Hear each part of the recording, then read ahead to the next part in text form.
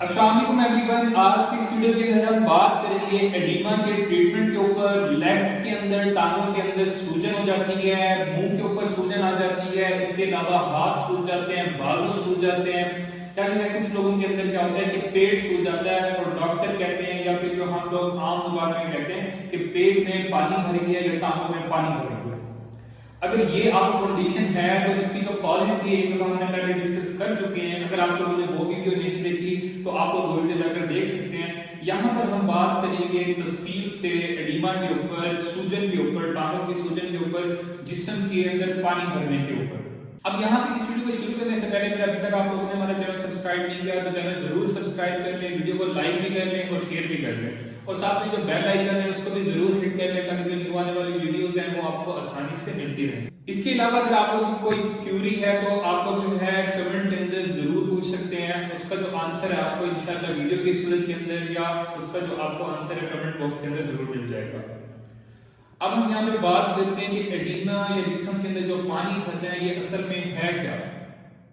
बात ये होता है कि किसी बीमारी की वजह से लॉन्ग टर्म कोई डिजीज चलती आ रही है, कोई किडनी की डिजीज है, कोई लीवर की डिजीज है, या जो है हमारे पास कोई और जो है हार्ट फेलियर का पेशेंट है, या इसके अलावा कोई इनएक्टिविटी चल रही है, पेशेंट बेड के ऊपर है काफी दिनों से, बुढ़ापा इसका आ सकता है, कॉज आ सकती है। इन काफी सारी वजूहात की वजह से क्या होता है कि जिस्म के अंदर जो पानी होता है वो ठहरना शुरू हो जाता है, उसका जो बॉडी से एक्सक्रीशन होती है वो रुकना शुरू हो जाती है। इसका एक कॉम्प्लेक्स सा जो है मैकेनिज्म है, उसको हम उसके ऊपर नहीं जाएंगे, उसको डिस्कस नहीं करेंगे। अब यहाँ पे हम ये देखते हैं कि सिंपली कि हमारे पास जो इसकी बड़ी वजूहात है वो क्या आ जाती हैं। ठीक है, हम लोगों का पाँव सूज रहे हैं, टांगे सूज रही हैं और हम लोग परेशान है कि ये क्यों हो क्यों रहा है। अब इसकी जो है सिंपल सी जो वजूहात, बड़ी वजूहात आती है, जैसा कि हमने डिस्कस किया कि सबसे पहली जो बड़ी वजह आती है होती है किडनी फेलियर। किडनी की कोई भी डिजीज है, किडनी फेलियर है, किडनी के अंदर स्टोन्स हैं, या इसके अलावा कोई और किडनी की बीमारी है, तो इसकी वजह से क्या होता है कि हमारे पास जो वाटर की एक्सक्रीशन होती है वो हमारे पास कम हो जाती है। और इसके अलावा हमारे पास और क्या होता है इसके अंदर कि सबसे पहले अगर एडिमा स्टार्ट होता है किडनी की फेलियर के अंदर, किडनी डिजीज के अंदर, तो वहां पे क्या होगा कि पफीनेस ऑफ आईज मिलेगी। स्टार्ट के अंदर अगर हमारे पास एडिमा स्टार्ट होता है आंखों की सूजन से, आंखों के अंदर नीचे जो है बैग बनना शुरू होते हैं, अगर ये बलून्स और पफीनेस ऑफ आईज मिलती है पेशेंट के अंदर, तो वहां पे क्या होता है कि मोस्ट प्रोबेबली इसके जो पीछे कॉज होती है वो किडनी की डिजीज होती है, किडनी फेलियर होता है। इसके अलावा अगर सूजन जो है टांगों से पहले स्टार्ट होती है, टांगे जो है सबसे पहले अगर मरीज से पूछा जाए तो वो कहता है कि अगर टांगे पहले सूजना शुरू हुई थी तो इसके अंदर क्या होता है कि हार्ट की कोई बीमारी होती है, हार्ट फेलियर होता है, एंजाइना हो सकता है, इसके अलावा जो दिल की दीगर अमराज जो है वो हो सकते हैं। अब इसके अलावा हमारे पास जो तीसरे नंबर पर बड़ी वजह आती है वो ये आती है कि लीवर की कोई डिजीज है, लीवर का कोई जो है हमारे पास, इसके अलावा कोई जिगर का कोई मर्ज है। ठीक है, इसके अंदर क्या होता है कि पेट सूजता है, पहले एसाइटिस कहते हैं इसको हम, जो है अपनी टर्म के अंदर पेट के अंदर पानी भरना शुरू होता है, पेट स्वेल हो जाता है। तो अगर ये होता है तो हमारे पास क्या होता है कि जो पीछे कॉज होती है एडिमा की वो हमारे पास लीवर डिजीज आती है। इसके अलावा भी कई कॉजेज है, जैसे कि हमने बात की कि अगर इनएक्टिविटी है, कोई और डिजीज है, थायराइड का कोई प्रॉब्लम है, तो इन वजूहात की वजह से भी हमारे पास एडिमा जो होता है वो हो सकता है। अब यहाँ पे क्या होता है कि हम लोग डिस्कस करेंगे ट्रीटमेंट प्लान को, ठीक है, मैनेजमेंट को इसके अंदर डिस्कस करेंगे ताकि आप लोग जो है जो घर पे कर सकते हैं एडिमा का ट्रीटमेंट मैनेजमेंट वो कैसे करना है, और जो डॉक्टर का काम है वो आप लोग जो है डॉक्टर के ऊपर छोड़ देंगे। जो डॉक्टर ने आपको मेडिसिन प्रिस्क्राइब करनी होती है उसके अंदर ये होता है कि वो आपको डाययूरेटिक्स जो है प्रिस्क्राइब करते हैं।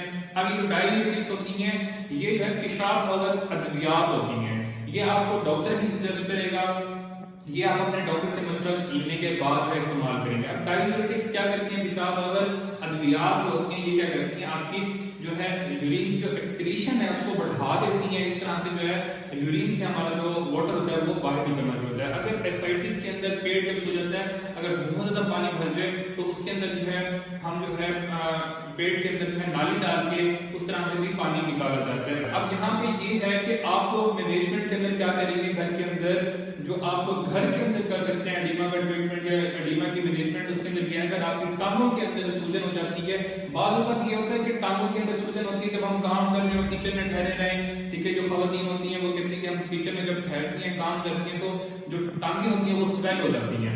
अब इसके अंदर ये है कि बॉडी के अंदर जो वाटर है वो आपकी वाटर जो है वो आपके टिश्यूज के अंदर है।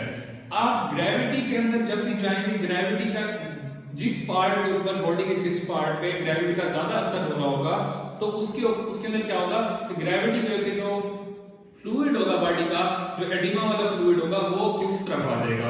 अब जैसे कि हमारे पास अगर पेशेंट जो है वो कहता है कि जब हम सुबह उठते हैं तो हमारे जो है मुंह के ऊपर सूजन रहती है, उसके अंदर क्या होती है कि हमारे पास जब पेशेंट सो जाता है एडिमा वाला पेशेंट, तो वो जो पानी होता है वो टांगों से वो जो है इस तरह से सीधा आ जाता है। जैसे कि हम अगर बोतल के अंदर पानी रखें तो अगर उसको हम इस तरह से रखेंगे तो पानी जो है स्ट्रेट हो जाएगा, तो वो जो एडिमा वाला फ्लूइड है वो मुंह की तरफ आ जाता है।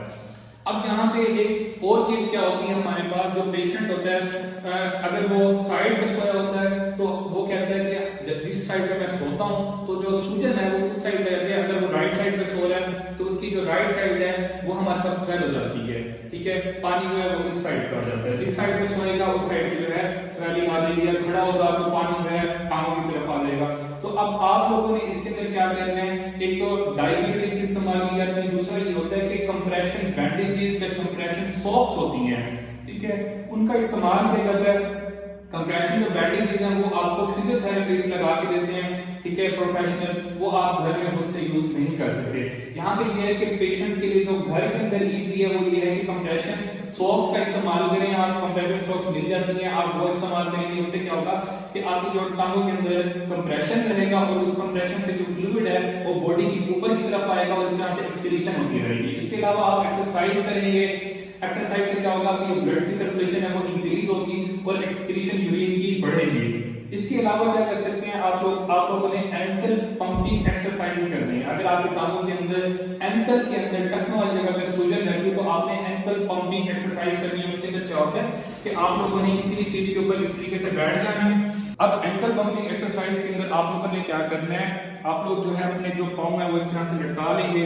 लटकाने के बाद किसी ऊंची जगह पर बैठ जाएंगे, चेयर के ऊपर, स्टूल के ऊपर, बेड के ऊपर। आप लोग बैठने के बाद चारपाई के ऊपर, जिस भी चीज के ऊपर बैठना चाहें, बैठने के बाद आप लोग इस तरह से लटकाने के बाद पहले नीचे की तरफ करेंगे, ठीक है, और उसके बाद जो है इस तरह से ऊपर ले जाएंगे अपनी उंगलियों को, ठीक है, पाँव की। इस तरह से हम जो है एक की रेपिटेशंस करेंगे 10 से 12 एक मरतबा, ठीक है। फिर उसके बाद जो है थोड़ा रिलैक्स करेंगे, फिर करेंगे। इस तरह से डेली सुबह के टाइम, शाम के टाइम ये एंकल पंपिंग एक्सरसाइज इस तरह से करनी है। तो इससे क्या होगा, जब पंप होगा, एंकल पंप होगा, तो जो ब्लड सर्कुलेशन है वो ऊपर की तरफ आएगी और इस तरह से जो है यूरिन के थ्रू एक्सक्रीशन हो जाएगी। इस तरह से आप लोगों ने करना डेली, ठीक है। इसके अलावा आप लोग क्या करेंगे, अपनी जो डेली रूटीन के अंदर अपने सॉल्ट का जो इंटेक है उसको कम रखेंगे, नमक को कम से कम इस्तेमाल करेंगे। इंशाल्लाह जो है नेक्स्ट वीडियो के अंदर हम मिलते हैं, तब तक के लिए अल्लाह हाफिज। Thank you so much for watching my video. अल्लाह ताला आपको सेहत दे और आप लोग जो है सेहत और आफियत से रहें। Thank you so much.